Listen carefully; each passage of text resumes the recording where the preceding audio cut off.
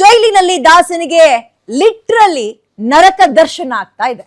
Central ಜೈಲಿನಲ್ಲಿ ವಿಲವಿಲ ಅಂತ ಒದ್ದಾಡ್ತಾ ಇದ್ದಾರೆ ದರ್ಶನ್. ಜಡ್ಜ್ ಎದ್ರು ಒಂದ್ ತೊಟ್ಟು ವಿಷ ಬೇಕಾದ್ರೂ ಕೊಟ್ಬಿಡಿ ಸ್ವಾಮಿ ಅಂತ ಕೇಳಿದ್ರಂತೆ ದರ್ಶನ್.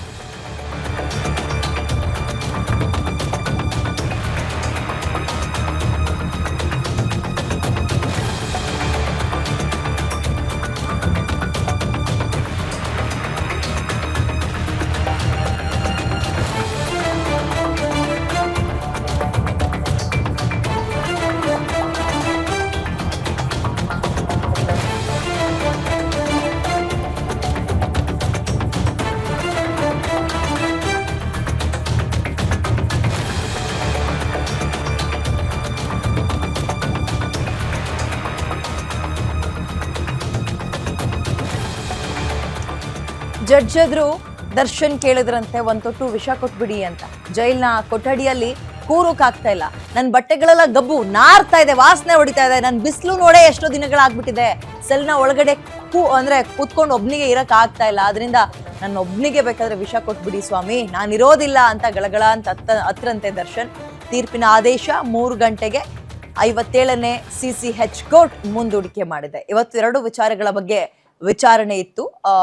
ಒಂದು, ತೀರಾ ಬೇಡ, ಸ್ವಲ್ಪ ಮಟ್ಟಿಗೆ ಹೊತ್ಕೊಳ್ಳೋಕ್ ಬೆಡ್ಶೀಟು, ಮಲ್ಕೊಳಕ್ ಒಂದು ಹಾಸಿಗೆ ವ್ಯವಸ್ಥೆ ಮಾಡ್ಕೊಡಿ ಅನ್ನುವಂತಹ ಕೆಲವೊಂದು ಬೇಡಿಕೆ. ಅದಾದ್ಮೇಲೆ ಬಳ್ಳಾರಿ ಜೈಲಿಗಂತೂ ಬೇಡವೇ ಬೇಡ ಅಂತ 2 ವಿಚಾರಗಳನ್ನ ಮುಂದಿಟ್ಟಿದ್ರು. ಅದರಲ್ಲಿ ಒಂದು, ಈಗ ಆಲ್ರೆಡಿ ವಿಚಾರಣೆ ಆಗ್ಬೇಕಾದ್ರೆ ವಿಪರೀತ ಹತ್ಬಿಟ್ರಂತೆ.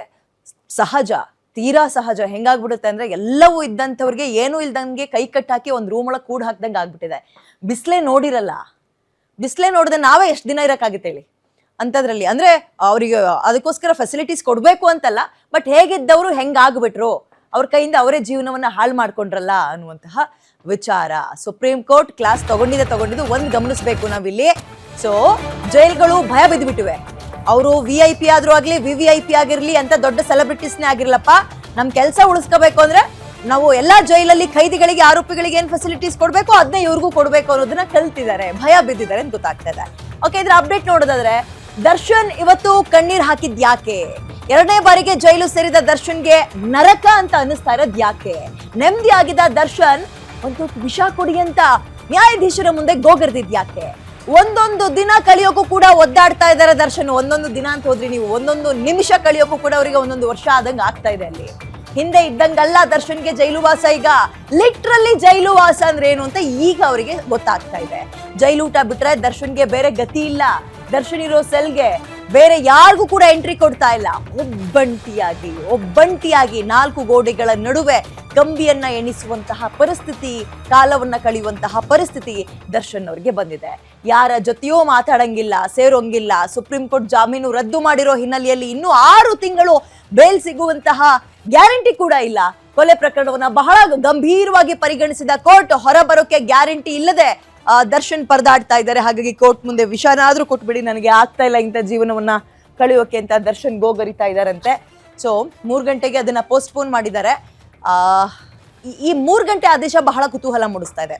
ಸರಿ, ಸ್ವಲ್ಪ ಮಟ್ಟಿಗಾದ್ರೂ ಇಷ್ಟೊಂದು ಒಂದು ಕೇಳ್ಕೊಳ್ತಾ ಇದಾರಲ್ಲ, ಬೇಡ್ಕೊಳ್ತಾ ಇದಾರಲ್ಲ ಅಂತ ಸ್ವಲ್ಪ ಮಟ್ಟಿಗೆ, ಕೊಂಚ ಮಟ್ಟಿಗೆ ಏನಾದ್ರೂ ರಿಲೀಫ್ ಸಿಗತ್ತಾ ಅನ್ನುವಂಥದ್ದು ಪ್ರಶ್ನೆ. ರಿಲೀಫ್ ಅಂದ್ರೆ ಹೆಂಗೆ?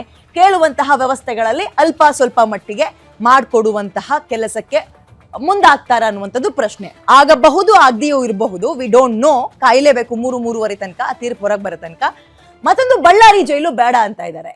ಬಳ್ಳಾರಿ ಜೈಲು ಬೇಡ ಅಂದ್ರೆ ಒಂದು ದೂರ ಆಗುತ್ತೆ, ಕೆಲವೊಂದು ಕಾರಣಗಳನ್ನು ಕೊಡ್ತಾ ಇದ್ದಾರೆ. ಲಾಯರ್ ಹೋಗಿ ಬರ್ಲಿಕ್ಕೆ ಕಷ್ಟ ಆಗ್ತದೆ, ಅವ್ರ ತಾಯಿಗೆ ಹುಷಾರಿಲ್ಲ, ಅವ್ರಿಗೂ ಪ್ರತಿ ವಾರ ಅಲ್ಲಿ ತನಕ ದೂರ ಟ್ರಾವೆಲ್ ಮಾಡಕ್ಕಾಗಲ್ಲ ಅಂತ. ಆಮೇಲೆ ಬಳ್ಳಾರಿ ಸೆಂಟ್ರಲ್ ಜೈಲ್ ಅನ್ನ ಹೊರತುಪಡಿಸಿ ಬರೀ ಬಳ್ಳಾರಿ ಬಗ್ಗೆ ಮಾತಾಡೋದಾದ್ರೆ, ಬೆಂಗಳೂರಿನಲ್ಲಿ ಅಥವಾ ಬೇರೆ ಬೇರೆ ಕಡೆ ಇದ್ದವರಿಗೆ ಬಳ್ಳಾರಿ ಕಾಲಿಡಕ್ಕೆ ಆಗಲ್ಲ. ವಿಪರೀತ ಕಾದು ಕೆಂಡುವಾಗಿರುತ್ತೆ ನೆಲ, ಅದ್ರಲ್ಲೂ ಜೈಲೊಳಗ್ ನೀನ್ ಹಿಂಗಿದ್ ಬಿಡು ಅಂದ್ರೆ ಒಂಥರ ಈ ಬಾಣ್ಲೆಯಿಂದ ಬೆಂಕಿಗೆ ಬಿದ್ದಂತಹ ಪರಿಸ್ಥಿತಿ. ಈಗ ಪರಪ್ಪನ ಅಗ್ರಹಾರದಿಂದ ಅವರಿಗೆ ಬಳ್ಳಾರಿಗೆ ಶಿಫ್ಟ್ ಮಾಡಿದ್ರು ಅನ್ಕೊಳ್ಳಿ, ಇದೇ ಆಗೋದು ದರ್ಶನ್ ಅವ್ರಿಗೆ. ಬಾಣ್ಲೆಯಿಂದ ಬೆಂಕಿಗೆ ಬಿದ್ದಂತಹ ಪರಿಸ್ಥಿತಿ ಆಗುತ್ತೆ.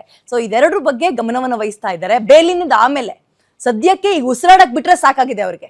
ಒಂದು ವ್ಯವಸ್ಥೆ ಕಲ್ಪಿಸ್ಕೊಡಿ. ಆಮೇಲೆ ನೀವೇ ಹೇಳಿ, ಹೆಂಗಾಗ್ಬಿಟ್ಟಿದೆ ಅಂದ್ರೆ ಎಲ್ಲವೂ ಇತ್ತು, ಏನಿಲ್ಲ ಅನ್ನಂಗಿಲ್ಲ, ಎಲ್ಲವೂ ಇದ್ದಂಥವ್ರಿಗೆ 4 ಗೋಡೆಗಳ ಮಧ್ಯ ಸೊಳ್ಳೆ ಹತ್ರ ಕಚ್ಚಿಸ್ಕೊಂಡು ಕೊಟ್ಟಂತಹ ಚಿತ್ರಾನ್ನನೋ ಪುಳಿಯೋಗ್ರೆನೋ ಅನ್ನ ಸಾರೋ ಏನೋ ತಿನ್ಕೊಂಡು ಯಾರನ್ನು ಮಾತಾಡಿಸ್ತೇ ನಿನ್ ಜೀವನ ಕಳಿ ಅಂದ್ರೆ ಅಷ್ಟೊಂದು ಸುಲಭ ಅಲ್ಲ. ಮಾನಸಿಕವಾಗಿ ಕುಗ್ಗೋಗ್ಬಿಡ್ತಾರೆ. ಹೆಚ್ಚಿನ ಡೀಟೇಲ್ಸ್ ನನ್ನ ಕಲಿಗೆ ಅಜಯ್ ನೀಡ್ತಾರೆ. ಅಜಯ್, ಸೊ ಇವ್ರು ಕೇಳಿದಂತಹ ಬೇಡಿಕೆಗಳು ಮತ್ತು ಬಳ್ಳಾರಿ ಜೈಲಿನ ವಿಚಾರ, ಆ ತೀರ್ಪು 3 ಗಂಟೆ ತನಕ ನಾವು ಕಾಯಲೇಬೇಕಾ? ಹೇಗಿದೆ ದರ್ಶನ್ ಅವ್ರು ಇಷ್ಟೊಂದು ಕುಗ್ಗೋಗಿದ್ಯಾಕೆ? ಒಂದ್ ತೊಟ್ಟು ವಿಷ ಕೊಡಿ ಅನ್ನೋ ಹಂತಕ್ಕೆ ಬಂದು ಕೇಳ್ತಾ ಇದ್ದಾರೆ ಅಂದ್ರೆ ಏನ್ ಆಗ್ತಾ ಇದೆ ದರ್ಶನ್ ಅವ್ರಿಗೆ? ಅಜಯ್,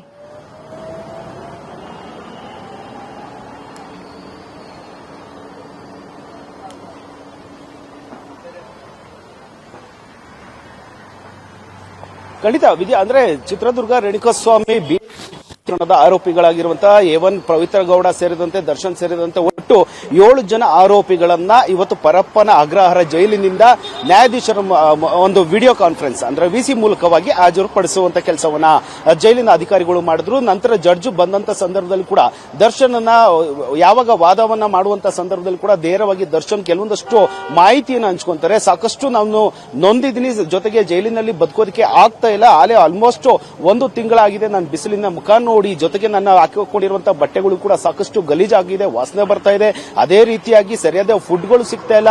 ಹೀಗೆ ಸಾಕಷ್ಟು ಅವ್ರಿಗೆ ಅನುಭವ ಆಗ್ತಿರುವಂತಹ ವಿಚಾರವನ್ನ ಹಂಚ್ಕೊಂಡ್ರು. ಜೊತೆಗೆ ಕಣ್ಣೀರನ್ನ ಹಾಕೊಂಡು ಜೈಲಿನ ಪರಿಸ್ಥಿತಿ, ಅವರ ಅನುಭವಿಸ್ತಿರುವಂತಹ ನರಕದ ಯಾತನೆ ಏನಿದೆ ಅದನ್ನು ಕೂಡ ಸಾಕಷ್ಟು ಮನವರಿಕೆಯನ್ನ ತರುವಂತ ಕೆಲಸವನ್ನ ಒಂದ್ ಕಡೆ ದರ್ಶನ್ ಮಾಡಿದ್ರು. ಇದಾದ ನಂತರ ಜಡ್ಜ್ ಕೂಡ ಹಾಗೆಲ್ಲ ಮಾಡೋ ಆಗಿಲ್ಲ, ವಿಷ ಕೊಡಿ ಅಂತ ನೀವು ಕೇಳಬಾರ್ದು ಅಂತೇಳಿ ಹೇಳ್ತಾರೆ. ಅವ್ರನ್ನ ಸಮಾಧಾನ ಪಡಿಸುವಂತ ಕೆಲಸವನ್ನು ಕೂಡ ಜಡ್ಜ್ ಕೂಡ ಮಾಡ್ತಾರೆ. ದರ್ಶನ್ ಕೂಡ ಆ ಒಂದು ಸಂದರ್ಭದಲ್ಲಿ ನಾನು ಯಾರಿಗೂ ಬೇಡ ವಿಷಯ, ನನ್ನ ಒಬ್ಬನಿಗೆ ಕೊಟ್ಬಿಡಿ, ನನಗೆ ಸಾಕಾಗಿ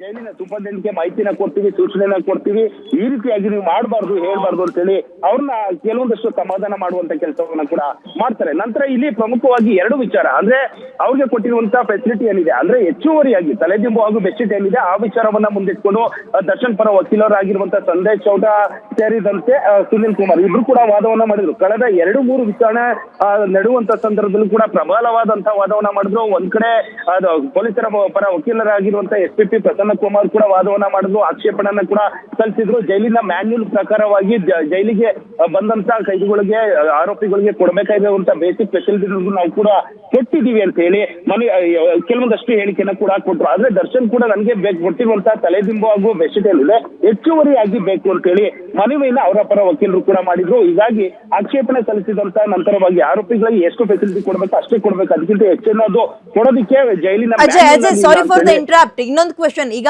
ಇವರ ಈ ಮನವಿ, ಕಣ್ಣೀರು ಇವೆಲ್ಲವನ್ನ ಪರಿಗಣಿಸಿ ಈಗಿರೋ ವ್ಯವಸ್ಥೆಯನ್ನ ಸ್ವಲ್ಪ ಮಟ್ಟಿಗೆ ಸಡಿಲಿಸೋ ಸಾಧ್ಯತೆ ಇದೆಯಾ? ಏನಾದ್ರೂ ಕೊಂಚ ರಿಲೀಫ್ ಕೊಡ್ಬೋದಾ? ಬೆಡ್ಶೀಟೋ, ಪಿಲ್ಲೋನೋ ಮತ್ತೊಂದು ಇಂಥದ್ದೇನಾದ್ರೂ ಆಗಬಹುದಾ? ಖಂಡಿತ, ಅಂದ್ರೆ ಆರೋಪಿ ಅಲ್ಲಿ ಜೈಲಿನಲ್ಲಿ ಇದ್ದಂತ ಸಂದರ್ಭದಲ್ಲಿ ಅದಕ್ಕೆ ಬೇಸಿಕ್ ನೀಡ್ ಏನಿದೆ ಅದನ್ನ ಕೊಡ್ಬೋದು. ಯಾಕಂದ್ರೆ ಜೈಲಿನ ಮ್ಯಾನ್ಯುಲ್ ಅಲ್ಲಿ ಒಬ್ಬ ಆರೋಪಿಗೆ ತಲೆದಿಂಬು ಬೆಡ್ಶೀಟ್ ಅನ್ನ ಕೊಡ್ತಾರೆ, ಆದ್ರೆ ಇಲ್ಲಿ ಹೆಚ್ಚುವರಿಯಾಗಿ ಬೇಕು. ಯಾಕಂದ್ರೆ ಅವ್ರು ಮೊದಲೇ ಹೇಳಿದ್ದಾರೆ ಕೆಲವೊಂದಷ್ಟು ಮೆಡಿಕಲ್ ಗ್ರೌಂಡ್ಸ್ ಮೇಲೆ, ಯಾಕಂದ್ರೆ ಹಿಂದೆ ಕೂಡ ಅವರು ಜಾಮೀನನ್ನ ಪಡೆದಂತ ಸಂದರ್ಭದಲ್ಲಿ ಮೆಡಿಕಲ್ ಗ್ರೌಂಡ್ಸ್ ಮೇಲೆ ಪಡ್ಕೊಂಡಿದ್ರು, ಬೆನ್ನು ನೋವಿದೆ, ಜೊತೆಗೆ ಕಾಲಿನ ಸಮಸ್ಯೆ ಇದೆ ಅಂತ ಹೇಳಿ ಕೆಲವೊಂದಷ್ಟು ಒಂದು ಮೇಲ್ನೋಟಕ್ಕೆ ಕೆಲವೊಂದಷ್ಟು ಮೆಡಿಕಲ್ ಗ್ರೌಂಡ್ಸ್ ಮೇಲೆ ಯಾವಾಗ ಜಾಮೀನನ್ನ ಪಡ್ಕೊಂಡ್ರು ಅದೇ ವಿಚಾರವನ್ನ ಮುಂದೆ ಇವತ್ತು ಕೂಡ ಅದೇ ಒಂದು ನಿಟ್ಟಿನಲ್ಲಿ ನನಗೆ ಹೆಚ್ಚುವರಿಯಾಗಿ ಬೆಡ್ಶೀಟ್ ಹಾಗೂ ದಿಂಬನ್ನ ಬೇಕು ಅಂತ ಹೇಳಿ ಮನವಿನ ಮಾಡಿದ್ರು. ಹೀಗಾಗಿ ಇವತ್ತು ಆ ಒಂದು ವಿಚಾರಣೆ ಕೂಡ 19ನೇ ತಾರೀಕಿಗೆ ಮುಂದೂಡಿಕೆ ಆಗಿದೆ. ಅದೇ ರೀತಿಯಾಗಿ ಬಳ್ಳಾರಿ ಶಿಫ್ಟ್ ವಿಚಾರವಾಗಿ ಇವತ್ತು ಮಧ್ಯಾಹ್ನ 3 ಗಂಟೆ ಒಳಗೆ ಆ ಒಂದು ಆದೇಶ ಕೂಡ ಹೊರ ಬರುತ್ತೆ. ಅಂದ್ರೆ ಬಳ್ಳಾರಿಗೆ ಶಿಫ್ಟ್ ಆಗ್ಬೇಕಾ ಅಥವಾ ಪರಪ್ಪನ ಅಗ್ರಹಾರದಲ್ಲೇ ಉಳಿಬೇಕಾ ಅನ್ನೋದು ಸಾಕಷ್ಟು ವಾದ ಪ್ರತಿವಾದವನ್ನು ಕೂಡ ಆಗಿತ್ತು. ಯಾಕಂದ್ರೆ SPP ಪ್ರಸನ್ನ ಕುಮಾರ್ ಏನು ಒಂದು ವಾದವನ್ನ ಮಾಡ್ತಾರೆ, ಯಾಕಂದ್ರೆ ಪರಪ್ಪನ ಅಗ್ರಹಾರದಲ್ಲೇ ಆರೋಪಿ ದರ್ಶನ್ ಇದ್ದಂತ ಸಂದರ್ಭದಲ್ಲಿ ಕೆಲವೊಂದಷ್ಟು ರೌಡಿ ಶೀಟರ್ಗಳ ಜೊತೆ ಸಂಪರ್ಕವನ್ನ ಬೆಳೆಸ್ತಾರೆ. ಹೀಗಾಗಿ ಅವ್ರನ್ನ ಬಳ್ಳಾರಿ ಜೈಲಿಗೆ ಶಿಫ್ಟ್ ಮಾಡ್ಬೇಕು ಅಂತ ಹೇಳಿ ಮನವಿನ ಮಾಡಿದ್ರು. ಒಟ್ಟಿನಲ್ಲಿ ಇವತ್ತು 3 ಗಂಟೆ ನಂತರವಾಗಿ ನ್ಯಾಯಾಧೀಶರು ಯಾವ ಒಂದು ಆದೇಶವನ್ನು ಕೊಡ್ತಾರೆ ಅನ್ನೋದು ಕೂಡ ಸಾಕಷ್ಟು ಕುತೂಹಲ ಇರುವಂತದ್ದು. ವಿದ್ಯಾ, ಓಕೆ, ಧನ್ಯವಾದ ಅಜಯ್. 3 ಗಂಟೆ ಒಂದ್ ರೀತಿ ದರ್ಶನ್ ಅವರ ಪಾಲಿಗೆ ಎಂತಹ ಟೈಮ್ ಆಗುತ್ತೆ, ಗುಳಿಕ ಕಾಲವ ರಾಹು ಕಾಲವ ನಿರ್ಧಾರ ಆಗುತ್ತೆ, ಕಾದ್ ನೋಡೋಣ.